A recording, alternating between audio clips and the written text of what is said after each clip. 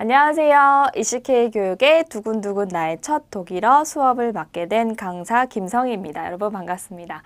여러분이 왜 독일어를 배우시게 되셨는지 그 이유를 제가 다 알지는 못하지만요. 여러분과 함께하면서 25번의 시간 동안 많은 것을 배워가셨으면 좋겠고요. 독일어가 굉장히 매력적인 언어라는 거 그리고 재밌는 언어라는 거 느끼시고 가셨으면 좋겠습니다. 첫 시간 시작해 보도록 하겠습니다. 네, 제목은요. Guten Tag, Frau Kim이라고 쓰여져 있죠. 오늘은 첫 시간이니만큼요. 알파벳을 한번 배워볼 거예요. 독일어 알파벳을 어떻게 읽는지, 알파벳의 이름이 뭔지 한번 배워보도록 할 거고요. 그리고 모음이 들어간 단어에 대해서 어떻게 읽는지 한번 배워보도록 하겠습니다. 일단 제목 먼저 보시면은요. Guten Tag이라고 써져 있죠. Guten Tag, 아무리 독일어를 처음 보시는 분들도 Guten Tag이라는 말은 어디선가 한번 들어보셨을 것 같아요. 영어의 good 애프터눈 정도에 해당하는 not 인사라고 생각하시면 되고요.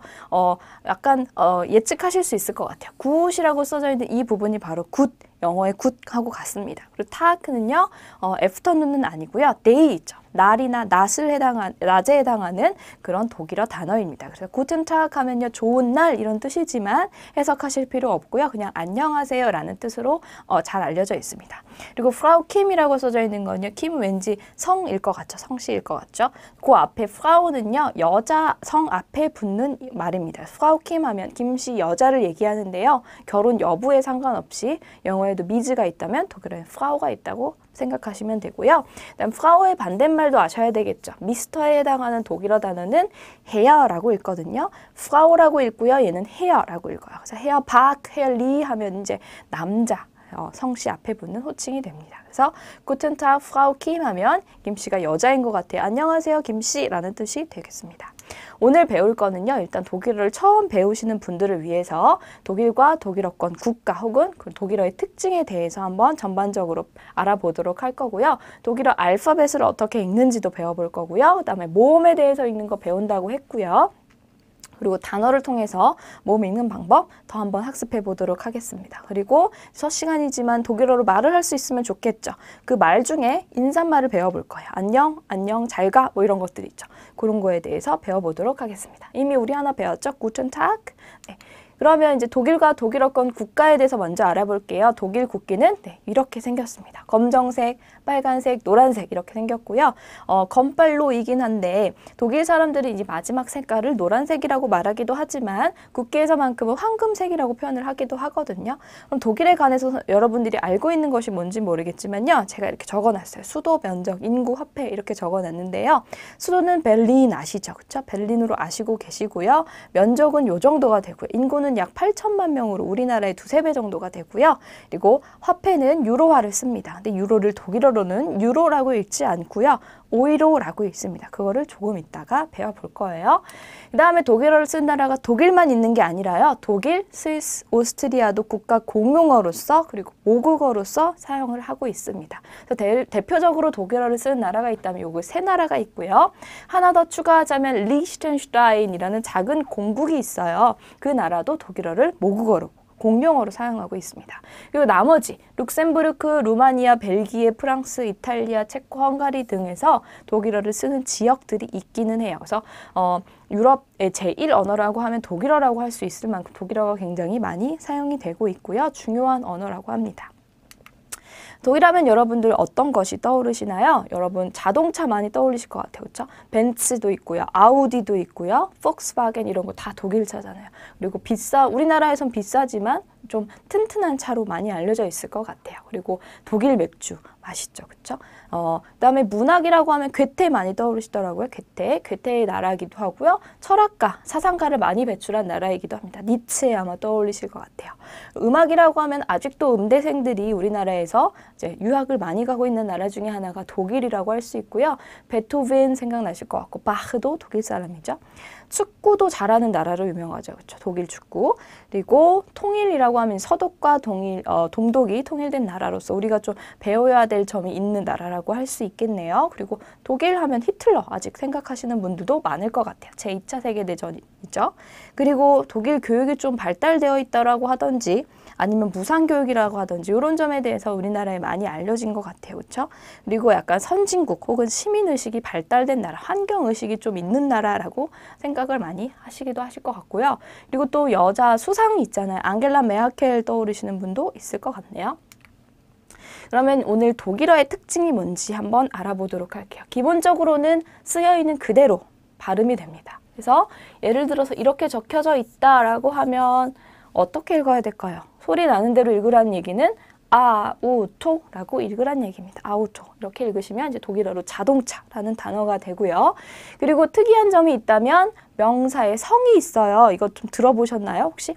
명사에 성이 있는데 세 가지 성이 있어요. 남성, 중성, 여성 세 가지의 성이 있고요. 그리고 동사, 관사, 그리고 형용사까지 어미 변화를 하게 됩니다. 동사의 어미 변화하는 거는요. 예를 들자면 영어로 예를 들어보자면요.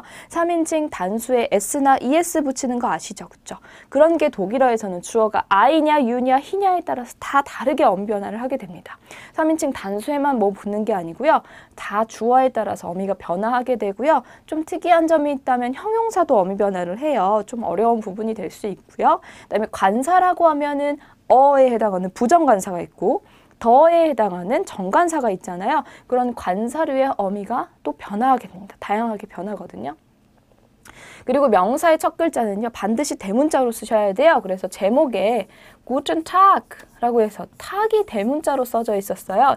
이게 날, 낮이라는 명사였기 때문에 대문자로 쓴 거거든요. 그래서 독일어로 된 글을 딱 보시면 대문자로 된 게 굉장히 많을 거예요. 그게 다 명사라고 생각하셔도 될 겁니다. 그 다음 명사의 복수형 만드는 방법이 되게 다양해요. 명사의 복수형을 만드는 방법이라고 한다면 영어에서는 s 붙이잖아요. s나 es 붙이게 되는데 독일어에서도 s, es 붙이는 경우도 있지만 그 밖에 명사의 복수형을 만드는 방법이 여러 가지가 있습니다. 그게 좀 특이한 점이라고 할 수 있고요. 그다음에 어떤 접속사가 나오냐에 따라서 기본 어순이라고 하면 주어 다음에 동사가 나오거든요. 그 어순이 아주 많이 다르게 변하게 돼요. 그래서 접속사에 따라서 막 주어가 어디 가고 동사가 어디 가고 이런 위치가 달라지게 됩니다. 그런 부분이 독일어만 가지고 있는 좀 특이한 점이라고 할 수 있겠고요. 그러면 우리나라에서 독일어가 얼마나 쓰이고 있는지 한번 볼게요. 아르바이트 정말 많이 들어보셨죠? 근데 아르바이트가 사실 이렇게 쓰고요. 독일어였어요. 아르베이트라고 읽지 않고요. 요거는 이따 배우겠지만 I 발음이 나요. 그래서 아르베이트 아니고 아르바이트라고 읽습니다. 아르바이트는 이제 우리나라에서는 약간 파트타임 잡 정도의 해석을 할 수 있다면 독일어에서는 그냥 일, 노동, 업무라는 뜻 외에 어떤 예술 활동을 뜻하기도 하고요. 아니면 논문을 뜻하기도 하고요. 공부를 뜻하기도 하고요. 여러 가지 뜻을 가지고 있습니다. 아르바이트가요. 그 다음에 아스피린이라고 하면 이제 머리 아플 때 먹는 약 있죠. 요렇게 씁니다. 아스피린 정말 쓰여져 있는 그대로 읽으시면 되겠죠. 그리고 우리나라의 마이스터 고등학교 들어보셨나요? 마이스터고 이게 독일어입니다. 마이스터. 이거 메이스터 아니겠죠? 아이라고 했죠? 마이스터예요. 근데 마이스터 고등학교가 뭐냐? 마이스터가 독일어로는 장인이란 뜻이 있어요. 그래서 어떤 부분에 이제 가장 잘하는 사람 있죠. 장인을 마이스터 고등학교라고 하는 이유가 이제 마이스터에서 따온 거죠. 마이스터 제도를 이제 따온 고등학교가 마이스터 고등학교가 되고요. 그다음에 이거는 클라비어 음악학원이 우리 동네에 있더라고요. 클라비어는요, 이렇게 쓰고요. 클라비어라고 읽고요. 그 다음에 얘는 건반 악기. 특히 피아노를 얘기하는 악기가 바로 클라비어입니다. 그래서 피아노 학원인 거를 알 수가 있고요. 그 다음에 아인스 수학학원도 있더라고요. 아인스는 요렇게 써요. 에인스 아니겠죠. 또 아이 발음이 나죠. 그래서 아인스라고 하고요. 1, 숫자 1이라는 뜻입니다. 그래서 우리나라에서 이제 아인스 수학학원이라고 하면 독일어가 쓰이고 있구나를 알 수가 있고요. 여기 중에서 독일어를 찾으라면 여기에 있습니다. 호프 이렇게 쓰죠. 호프집 많이 들어보셨죠. 그런데 그 호프가 맥주를 마시는 그런 광장을 의미하게 됩니다. 그리고 초코 하임에서 쓰이는 말이 하임이 독일어인데 이거 헤임 아니겠죠? 하임이라고 읽습니다. 집이라는 뜻인데요. 초코가 둘러싼 집이 바로 초코 하임이 돼요. 과자 이름이죠. 슐레라는 말도 많이 쓰더라고요. 파인슐레 뭘 배우는 데인지 모르겠지만 슐레가 독일어고요. 요렇게 써요. 슐레. 학교라는 뜻이거든요. 근데 우리나라에서는 뭐 유치원이더라고요. 그리고 킨더가르텐이 바로 유치원이죠. 킨더가르텐. 이거는 아직 정말 많이 쓰는 것 같아요. 킨더가르텐 유치원 대표하는 그런 말로 많이 쓰는 것 같고요. 아우토반 PC방이 저희 동네 옛날에 있었거든요. 근데 아우토반도 많이 쓰죠. 그렇죠? 아우토반은 독일의 고속도로를 아우토반이라고 합니다. 그래서 우리나라에서 생활 속에서 독일어가 그리 멀리 있는 것 같지는 않죠? 굉장히 많이 사실 쓰이고 있습니다. 그럼 오늘 이제 중요한 것 중에 하나인 알파벳을 배워보도록 할 건데요. 저 다스는 뭐냐? 다스 알파벳이라고 써져 있죠. 다스는 영어의 더라고 생각하시면 돼요. 그런데 그 앞에 정관사는 형태가 굉장히 많아요. 16개의 형태가 있거든요. 근데 그 형태를 가지고 다스가 이렇게 많이 변화하는 걸 우리가 관사 변화라고 아까 독일어의 특징 중에 있었었죠. 그래서 그 중에 하나, 정관사 중에 하나가 바로 다스다. 이것만 기억하시면 일단 될 것 같아요. Das Alphabet라고 읽고요. 여기 알파벳이 쫙 나열이 되어져 있고 요 밑에 조그맣게 쓰여져 있는 것은 영어로 어떻게 읽는 건지 조금 더 쉽게 하기 위해서 발음을 영어로 써놓은 거예요. 예를 들어서 이 A는 A라고 읽지 않고 어떻게 읽으란 얘기냐면 아라고 읽으란 얘기가 되고요. 이 B는 어떻게 읽으란 얘기라면 베이라고 읽으란 얘기입니다. 근데 베이라고 읽지는 않고요. B라고 읽으시면 돼요. B 이렇게 입을 약간 찢어서요. 그렇게 읽으시면 됩니다. 그럼 제가 한번 천천히 하나씩 읽어볼 테니까요. 한번 따라 읽어보세요. A, B, C, D, E, F, G, H, I, J, K, L, M, N, O, P, Q, R. 요거는 R라고 잘 안 되시는 분들은 A라고 읽으셔도 돼요. 여기도 A라고 써져 있죠? A, S, T, U, V, V, X, Y, Z. 네, 일단 여기까지 읽도록 할게요. 여기서 쓰는 방법은 영어하고 알파벳이 똑같지만 이제 읽는 방법만 다를 뿐이죠. 그렇죠? 영어에 A, B, C가 있다 그러면 독일어에는 A, B, C, D가 있다라고 얘기를 합니다. 그래서 보통 그냥 아베 체대 이렇게 말을 하는데요. 우리말의 요 체 있죠? 우리말의 요 체와 얘는 좀 달라요. 그냥 체가 아니고요. C, 입을 약간 찢으셔야 돼요. C, D, E 이렇게 읽으시면 더 독일인스럽게 읽으실 수가 있을 것 같아요. 그런데 이제 영어에는 없는 철자가 4개가 더 플러스 되어 있어요. 그렇죠? 이건 A 위에 땡땡이, O, U 위에 땡땡이가 붙어져 있는데요. 얘네들을 뭐라고 부르냐면 변모음이라는 말을 해요. 변모음. 모음에서 뭔가 변화되었다는 뜻에서 변모음이라는 말을 하고요. 독일어로는 뭐라고 하냐면 이 변모음 같은 아이들을 라우트라고 합니다. 정말 소리 나는 대로 철자 그대로 읽혔죠. 라우트라고 읽어요. 라우트가 바로 변모음이에요. 그래서 얘는 뭐냐? 아의 라우트, 혹은 아의 변모음, 오의 땡땡이, 오 변모음, 혹은 오 라우트, 얘는 우의 변모음, 혹은 우 라우트라고 해요. 그런데 얘네들은 당연히 변화된 모음이기 때문에 아, 오, 우하고는 발음이 좀 달라야 되겠죠? 그럼 어떻게 읽는지 한번 배워보도록 할게요. 아움라우트, 오움라우트, 우움라우트는요. 우리말로 굳이 쓰자면 이런 거하고 비슷할 것 같아요. 이렇게. 그래서 얘 발음할 때 아움라우트는 에라고 발음하고요. 오움라우트는 으라고 발음하고요. 우움라우트는 위라고 발음을 하는데요. 또 우리말의 에, 으, 위하고는 좀 달라요. 왜 그러냐 하면 입모양과 소리를 좀 다르게 하시면 좀 가깝게 읽을 수가 있어요. 입모양은 아, 오, 우 그대로 내실 때 소리는 이로 내셔보세요. 그러면 이 발음을 더 정확하게 읽는 방법이 되거든요. 그냥 애가 아니라요.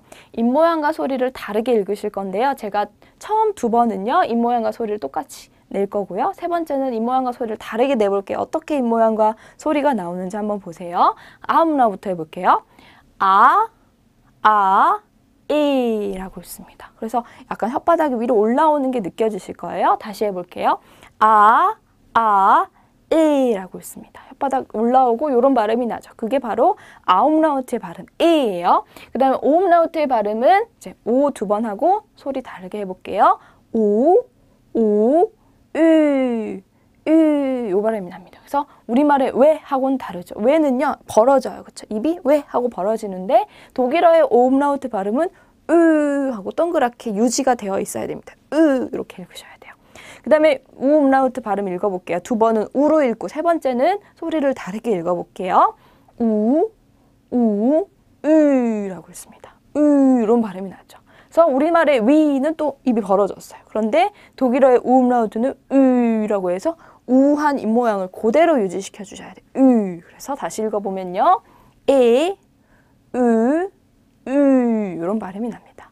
많이 연습해 보세요. 입모양과 소리를 다르게 해보시면 돼요. 이거 정 안 된다. 그럼 이걸 기억하시면 편하겠죠. 에, 으다. 에, 요 발음 기억하시면 될 것 같아요. 그래서 얘네는 이름은 아의 변모음 혹은 아 음라우트라고 하고요. 읽을 때는 에, 으라고 읽습니다. 그 다음에 이렇게 베타같이 생긴 애가 있어요. 얘는 사실 쓰면 S를 두 개 쓴 것과 발음이 같아요. 그래서 문장 혹은 단어에서 쓸 때 쓰 발음이 나지만 얘 이름은 S채트라고 해요. 이 알파벳의 이름이 S채트이고요. 소리는 쓰로 납니다. 네. 그러면요. 다음 페이지에 보시면 똑같이 알파벳을 써놨어요. 이번엔 소문자도 써놨거든요. 소문자 이렇게 쓰시면 되는데요. 얘는 하나밖에 없죠. 얘는요 좀 불쌍한 알파벳이에요. 얘로 시작하는 단어가 없어요. 즉 얘는 대문자가 없습니다. 얘로 시작하는 대문자가 없고요. 그래서 얘는 하나만 있고요. 발음은 쓰 발음이 난다고 했죠. 그럼 제가 이거를 한국어로 한번 써볼 테니까요. 그렇게 한번 읽어볼게요. A, B, C, D, E, F, G, H, I, J까지 적겠습니다. 굳이 이렇게 적은 거는 연습 더 쉽게 하시라고 적어드리는 거니까요. 많이 연습해 보세요. A, B, C, D까지 이제 외우셨을 것 같아요. 애하고요. 근데 I하고 영어에서는 E하고 I잖아요. 근데 독일어에서는 얘가 A고요. 얘가 I가 아니고 E입니다. 헷갈리면 안 되겠죠. E, E예요. 이게 중요하겠고요. F는 똑같이 F 발음 나고요. 이제 G 아니고 G예요. G. 그리고 H 아니고 하라고 읽습니다. 그리고 J 아니고 요트 발음이 나요. 요트 발음이 나는데 이 알파벳 이름이 요트인 걸로 봐서는 얘가 실제 단어에서 쓸 때 이응 발음이 난다. 그거 기억하시면 좋을 것 같아요. 이응 발음이 나요. 그래서 얘는 반모음 혹은 반자음이라는 말을 해주기도 하거든요. 생긴 거는 자음인데 자음 발음이 나지 않고 모음 발음이 나기 때문에 그래요. 그래서 중요한 게 있다면 A하고 E 구분하시는 거고 기하하고 요트 발음하고 중요하겠죠. 그러면 이것도 써볼게요. 카, L, M, N, O, P, Q, R, S, T. 여기서는 영어하고 비슷한 것도 많으니까요. 비슷한 건 넘어갈게요. K 아니고 이제 카가 돼요. 카. 그리고 LMNO 똑같죠. LMNO 똑같고요. P 아니고 P. 약간 P에 가까운 발음이 나고요. Q 아니고 Q라고 합니다. Q. 그리고 에라고 읽으시던지 아니면 에어라고 읽으시면 된다 그랬죠? 그리고 S는 똑같고 T 아니고 T라고 읽습니다. 다음에 또 적어볼게요. U, V, V, X, Y, Z. 그리고 얘네들은 아, 오, 우의 음라우트들이지만 굳이 발음을 써보자면 이렇게 난다고 했고요.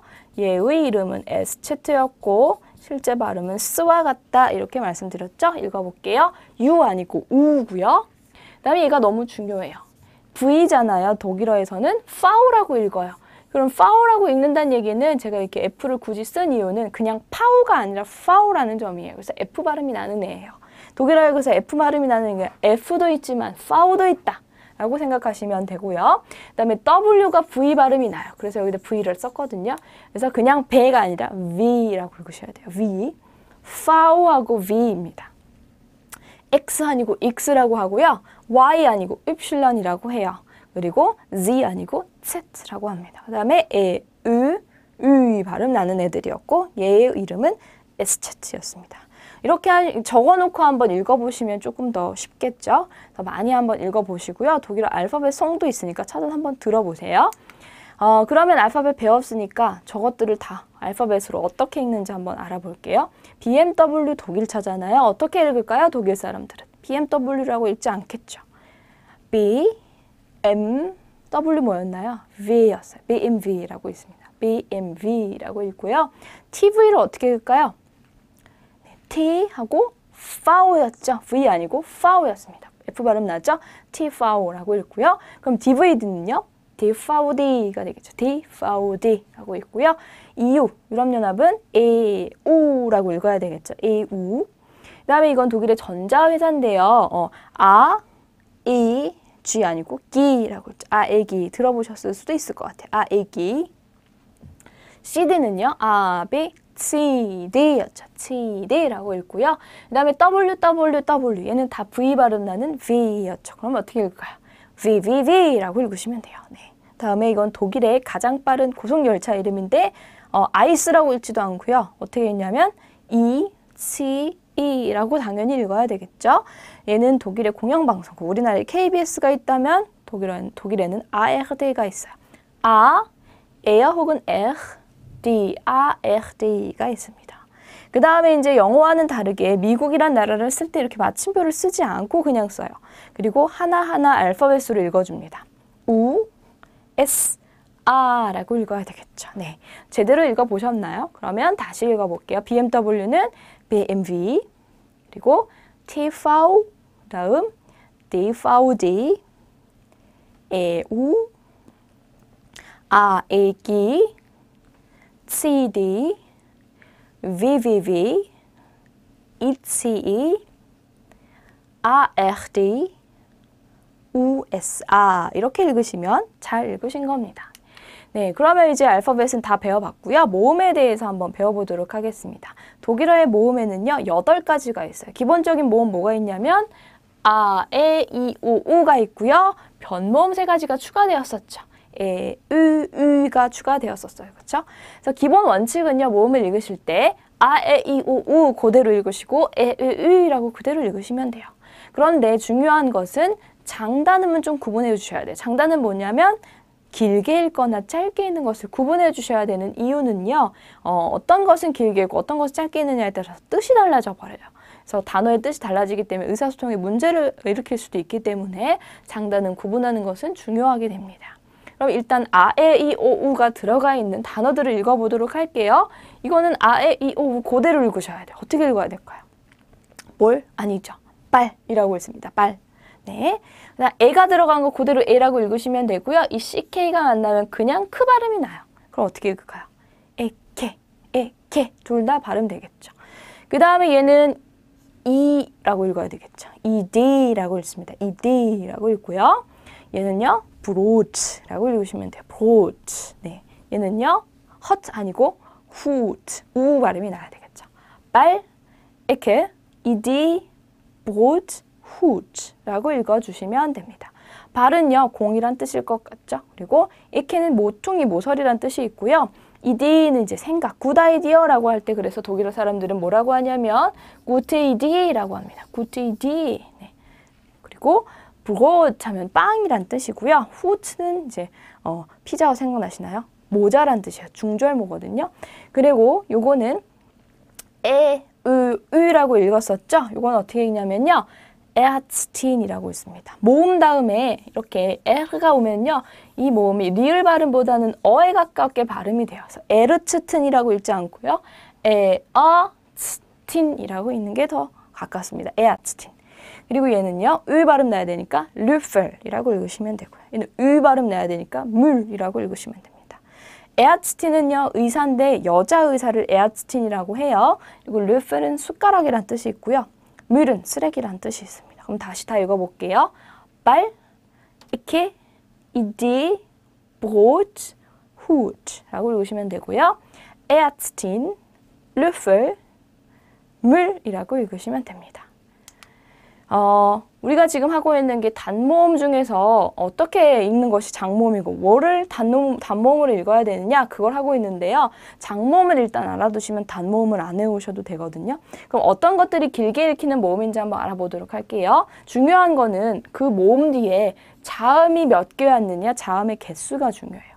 자음의 개수가 딱 하나밖에 없으면요. 걔를 길게 읽으시면 돼요. 얘 보세요. 우라는 모음 뒤에 자음이 하나. I라는 모음 뒤에 자음이 하나, 다음에 I라는 모음 뒤에 자음 하나. 그런데요, 제가 왜 이 모음은 안 했을까요? 이 모음은요, 뭐가 없냐면 강세가 없어요. 즉, 거꾸로 얘기하면 강세가 있어야 돼요. 강세가 있는 모음 다음에 자음의 개수가 중요한 거거든요. 얘는 강세가 없고요, 둘 다. 그래서 이 모음에 동그라미를 치지 않았어요. 강세가 없으면은 단모음이라고 생각하시면 돼요. 짧게 읽으시면 돼요. 근데 강세가 여기 있어요. 각각. 그래서 강세가 있는 모음 뒤에 자음 하나, 강세 있고 모음 하나, 자음 하나, 강세 있고 자음 하나. 근데 얘는 강세가 없어요. 그래서 짧게 읽으시면 돼요. 게다가 얘는 자음의 개수가 2개죠. 그래서 짧게 읽으시면 돼요. 어떻게 읽냐면 길게 huge. 얘는 키노. 얘는 반대로 짧겠죠. 상대적으로 키노. 얘는 베를린이라고 있습니다. 그래서 독일의 수도를 베를린이라고 읽지 않고 베를린 뒤에를 강세를 주시고 길게 읽으시면 돼요. 그리고 이중모음이라고 하는 게 3가지가 있어요. 아 2개, 에 2개, 오 2개 요밖에 없거든요. 당연히 모음이 2가지니까 2번 반복한 이유는 길게 읽으란 얘기겠죠. 모음 뒤에 L가 오면 리을 발음보다는 어에 가깝다고 했죠. 그런데 이 앞에 아가 붙은 경우에는 어보다는 그냥 발음을 거의 안 해주시면 돼요. 하르가 아니라 하 하시면 돼요. 하. 이런 단어도 있어요. 쌍이라는 단어 파라고 읽으시면 돼요. 얘는 티, 얘는 보트라고 읽어야 되겠죠. 아, 이, 오 길게 읽어주시면 돼요. 그 다음에 모음 뒤에 뭐가 왔느냐면 H, 독일어로는 하가 오면은요 그 H는 발음이 안 돼요. 묵음이 돼요. 그러면서 앞에 있는 그 모음은 장음이 됩니다. H가 오면 묵음되고 장음된다. 이걸 기억하시면 돼요. 그래서 이렇게 읽지 않고요. 우어 하고 길게 읽으시면 되고 게헨 아니고 기엔이라고 길게 읽으시면 됩니다. 그런 다음에 모음 뒤에 뭐가 오면 요거 이름 뭐였냐면 에스테트였죠. 모음 뒤에 에스테트가 오면은 장음이래요. 그래서 발음은 실제로 쓰 발음이 난다고 그랬죠. 그래서 fuss 얘는 gross라고 길게 읽어주시면 돼요. 그리고 예외적 장모음이라고 하면은 지금 제가 표시한 부분들이 예외적 장모음이거든요. 왜 예외적 장모음인지 한번 볼까요? 얘네들은 모음 뒤에 자음의 개수가 2개 이상이에요. 어떤 것들은 하나, 둘, 3개가 왔고 어떤 것들은 2개가 왔죠. 그러면 모음 뒤에 자음이 딱 하나만 왔을 때 장음이라고 했는데 얘네들은 예외적으로 길게 읽어야 된다는 애들입니다. 얘네들을 만약에 시험 보셔야 된다면 외우셔야 되겠지만 시험 보실 이유가 없으시면 예외적 장모음이 이런 것들이 있구나 가볍게 넘어가셔도 돼요. 뭐가 있는지 한번 볼게요. 원래는 이게 하나, 둘, 3개가 왔기 때문에 짧게 읽으셔도 되겠지만 예외적이기 때문에 길게 메티엔이라고 읽으셔야 됩니다.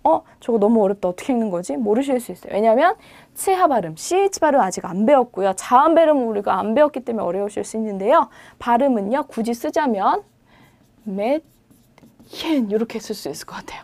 메트 하고요. 히엔이 돼요. 메티엔. 메트 띄고 히엔. 메티엔이라고 읽으시고요. 얘는 아르츠트보다는 아츠라고 읽으시고요. 얘는 werden 이라고 읽으시면 될 것 같고요. 얘는 obst라고 읽으면 돼요. 얘는 kuchen. 독일에 막 흐흐 하는 발음 많이 들어보셨을 것 같아요. 얘가 바로 그 주인공이에요. kuchen이라고 있습니다. 얘도 buch라고 읽고요. 얘는 erde라고 읽고요. 얘는 hoch. 얘는 mond. 얘는 österreich. 얘는 히 발음이거든요. österreich이 아니고 reich죠. 얘는 브레티엔이라고 읽습니다. 네, 우리가 아직 자음 배우지 않았으니까 어려울 수 있지만요. 가볍게 넘어가셔도 돼요. 일단 뜻을 알아볼게요. 후트는 모자였죠. 키노는 영화관이고요. 베를린은 독일의 수도였습니다. 하는 헤어예요. 머리카락을 이야기하고요. 테는 마시는 차겠죠. 보트는 보트예요. 우어는 뭐냐면은 시계라는 뜻도 있고 시각 몇 시입니까? 라고 할 때 몇 시입니다 대답할 때 우어라는 말을 쓰거든요. 기에는요 동사예요. 앞으로 이렇게 en이나 n으로 끝나면 동사라고 생각하시면 편할 것 같아요. 다 그런 건 아니지만 독일어의 동사는 en이나 n으로 끝나게 되어 있습니다. 그래서 여기도 n으로 끝났지만 n 동사 아니겠죠. 베를린이니까. 그런데 이의 동사는 en이나 n으로 끝나게 되어 있어요. 기엔 가다라는 뜻의 동사고요. fuß는 발이에요. 발. gross는 형용사로 큰이란 뜻이고 크다 작다 할 때 큰이란 형용사고요. 그 다음에 매티는 여자아이, 소녀란 뜻이고요. 아츠트는 의사, werden 되다 라는 뜻의 동사겠죠. 그 다음에 obst는 과일이고요. kuchen은 이제 케이크를 얘기하고요. 부흐는 책, 에야되는 지구나 땅을 얘기하고요. 호흐는 높은, 하이에 해당되는 독일어 단어입니다. 몬트는 달이에요. österreich는 독일어를 쓰는 나라 중에 하나인 오스트리아를 독일어로 österreich라고 해요. 그 다음에 브레체는 작은 빵을 이야기합니다. 지금 뜻은요. 모르셔도 돼요. 뜻을 하고자 하는 게 아니고요. 궁금하실 것 같아서 말씀을 드렸는데요. 읽는 방법이 중요하겠죠. 모음을 어떻게 읽느냐. 그래서 길게 읽어야 되는 애들 5가지가 있다. 뭐가 있냐면 모음 뒤에 자음이 하나 왔을 때 대신 그 모음은 강세가 있어야 되고요. 그 다음에 이중모음 아, 에, 오 2개씩 오면 당연히 길게 읽고요. 모음 뒤 H가 오거나 S자가 오면 길게 읽어야 되는데 그 모음 뒤에 H가 왔을 때 H 발음 안 된다고 기억하시면 될 것 같아요. 예정장 모음은 가볍게 넘어가시고요. 그 다음에 이제 단모음 법칙을 알아볼게요. 거꾸로 짧게 읽어야 되는 애들은 뭐가 있을까요? 아까 모음 뒤에 자음이 1개밖에 없으면 길게 읽는다고 했으니까 거꾸로 2개 이상 있으면 짧게 읽어야 되겠죠. 그래서 발, 에센, oft 다 짧게 읽으시면 돼요.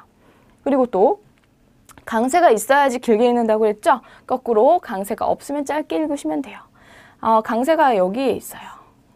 이디라고 읽어요. 그럼 얘는 상대적으로 강세가 없기 때문에 잔음으로 짧게 읽으셔야 된다는 얘기예요. 이디, 이데올로기 들어보셨죠? 그것도 독일어거든요. 생각이라는 뜻이었고요. 베고프 하면 이제 베이라는 애가 나중에 배우겠지만 비블리 전철이라고 하는 게 있어요. 걔는 강세를 가질 수가 없어서 뒤듬절에 강세가 있어요. 베고프라고 해서 강세 있으면서 자음 하나 왔기 때문에 얘는 길고요. 얘는 장모음이고요.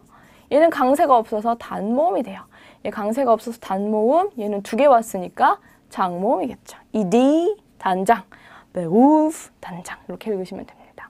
그 다음에 모음 뒤에요.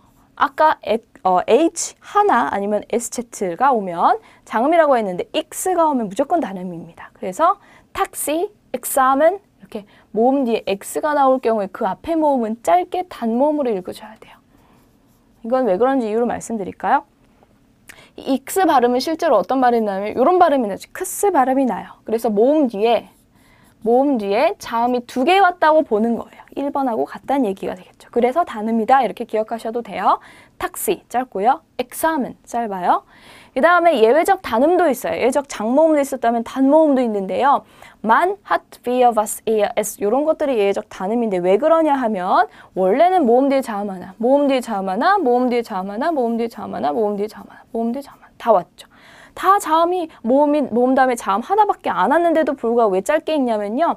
얘는 이제 사람들이란 뜻이고요. 가지고 있다.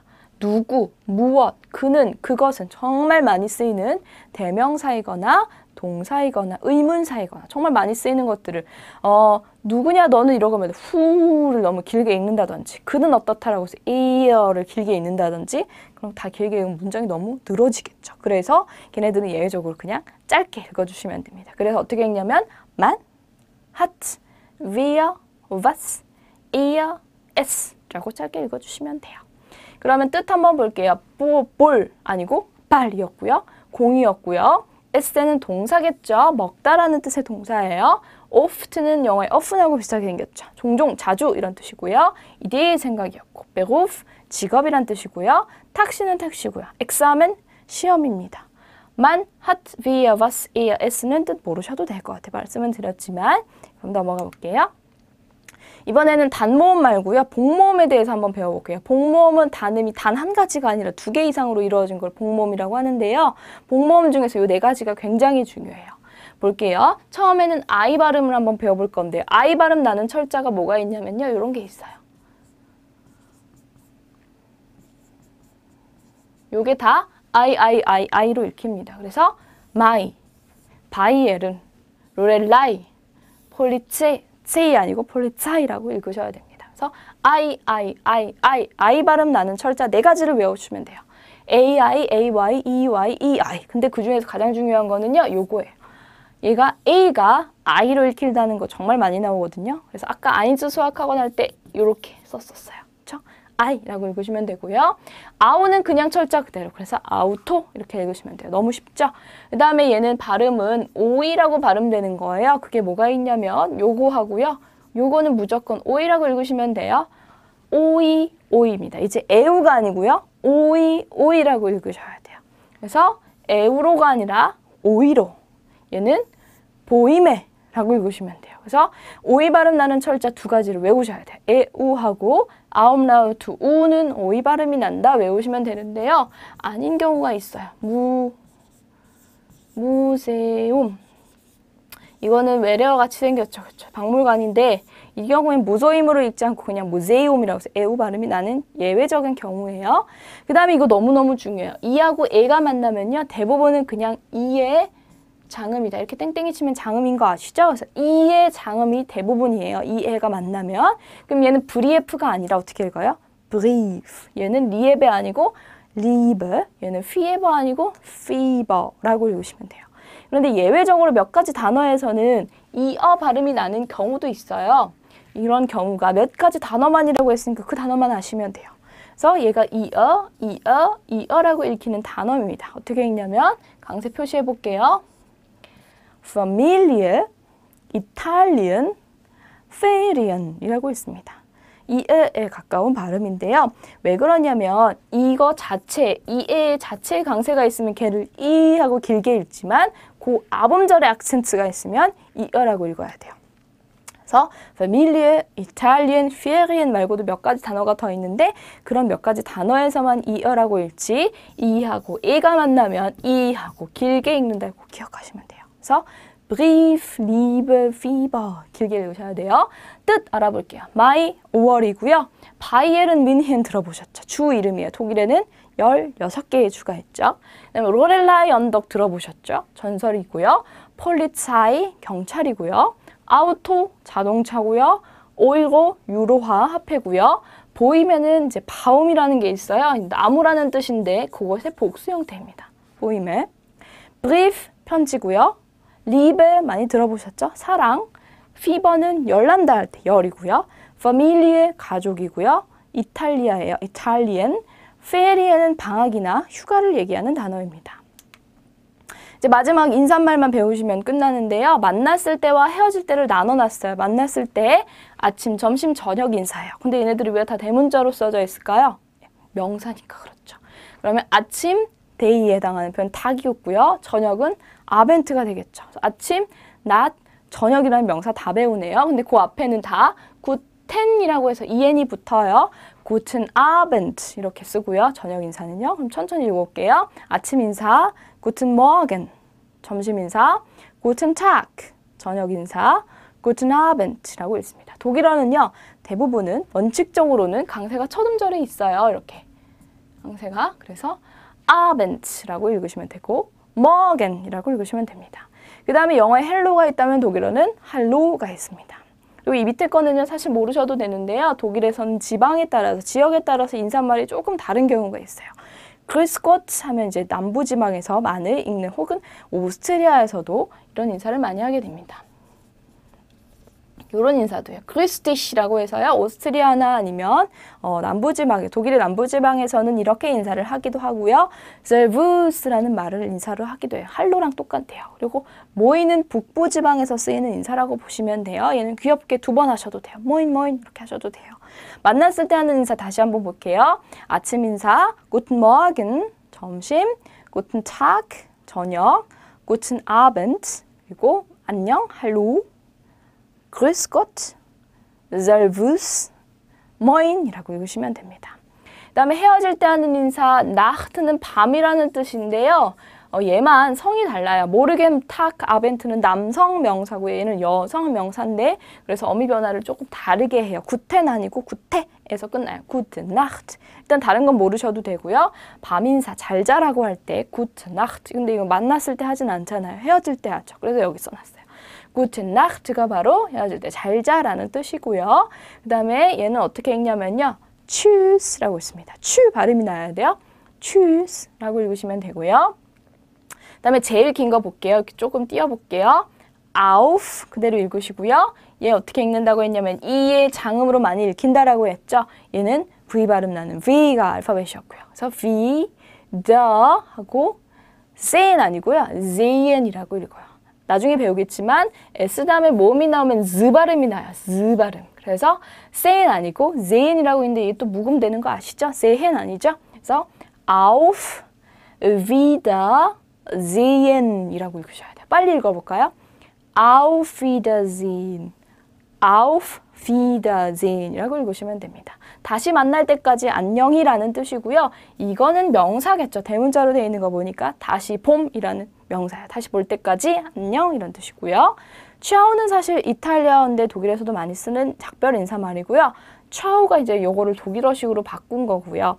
그다음에 bis bald 하면 곧 보자 이런 뜻이고 비슷한 하면 그때 보자 이런 뜻이 됩니다. 그러면 헤어질 때 하는 인사 다시 들어볼게요. Gute Nacht. Tschüss. 얘는 빠르게 하셔도 되고 길게 하셔도 돼요. Tschüss 하셔도 되고 Tschüss 하셔도 돼요. 그 다음 Auf Wiedersehen. Auf Wiedersehen을 줄여서 Auf Wiedersehen 하시면 돼요. 얘는 Ciao라고 읽고요. 얘는 Ciao라고 읽으시면 되고요. 얘는 Bis bald. 얘는 Bis dann. 그런데 여기에서 요거에서 좀 특이한 점 모르셨나요? 특이한 점? 그로 끝나는데 제가 Guten Tag라고 읽었고요. Guten Abend라고 읽었고요. Bis bald라고 읽었습니다. 공통점은요. 뭐가 있냐면요. 부득으로 독일어로 끝나게 되잖아요. 독일어에서 부득으로 끝나면 맨 끝에 오면 어떤 발음으로 바뀌냐면 프트크로 바뀌게 됩니다. 그래서 아벤드가 아니라 아벤트, 타그가 아니라 타크, 발드가 아니라 발트로 바뀌었어요. 이거는 다음 시간 자음 배울 때 다시 배울 거니까요. 일단 기억해 두시면 편하겠죠.